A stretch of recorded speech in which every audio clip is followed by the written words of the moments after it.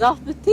እንደ ህፃን ነው አይደል አፍ የለውም አያወራ ግን ደግሞ የሰውን እንክብካቤ የሰውን ትኩረት ይፈልጋል አዴ ማስረሻ ምንየለት መጋላ አዳማት ለለቴ ጉደቱስ መገሪሱማን ቄባዲያ ቴሌቪዥን አርጋ ቱርቴ ለጴሼ ቦጂ ኢሼኒስ ዋን ቀልቢሼ ዱንፈቴ ጎቻን ሙሊሱፍ ጨራቅ ኤርገጀል ቀብዴ ወጎን ኩረሰዲን ለካ አመኒሩ ቧበኢን ጅራቱስ ቀጠሌ ሙለተሼ ጅራቱ አዴ ማስረሻን የሮ አማ መጋላ አዳማቲ ቢቅልቱ ኛታፍ ኦሉ ደበለቴ አካኩ ገረገራ ዊርቱ ተቆጦምሹን ገባፍ ዴሳ ጅርቲ ስትሮበሪ አለኛው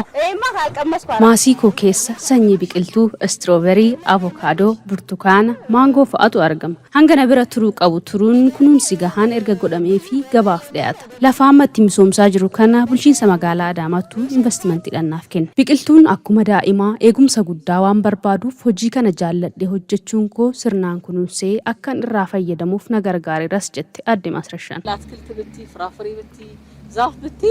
እንደ ህፃን ani hojii qonnaaf keessumaa biqiloota kunuunsuuf dhiirota caalaa dubartoonni itti dhiyoodha jedhee yaada sababni isaa akkuma haati ijoollee ishee kunuunsitu ganamaa galgala ija keessa ilaalaa nyaachistee obaastu biqiloonnis kunuunsaa fi eegumsa akkasii barbaadu biqila tokko haalaan waan isa barbaachisu guuttee fi guddisnaan gaafa gara birritti jijjiiramee gurgurama yookaan yeroo firiisiif kennu bu'aansaa si gammachiisa hojii ishee caalmaatti jabeessuuf wirtuu qorannoo qonnaa malkaasaatti leenjii hubannoo argachuun madditti baargamattis ce'oon biyya Israa'el dhaqxee muuxannoo bu'aa biqiltuurraa fayyadamuuf gargaaru argatteetti እኛ የአየር ንብረታችን በጣም ጥሩ ነው አንወዳደርም ለውድድር የሚቀርው አይደለም haalli qilleensa Itoophiyaan wal madaalu eessattuu hin agarre waan qabnu kanatti ammallee haalaan hin fayyadamne jedhee yaada biyya Israa'elitti haalli qilleensa isaanii baay'ee ho'aadha sana keessatti oomishuun ofii isaanii irra darbanii gara biyya alaatti erguun isaanii baay'ee na dinqaa ture sana irratti teeknooloojiin isaan fayyadaman afaan nama qabachiisa daawwannaa koorraa dandeettii Itoophiyaa keessa jiruun sana caalaa hojjechuun akka danda'amu amanuun gara biyyaatti deebi'e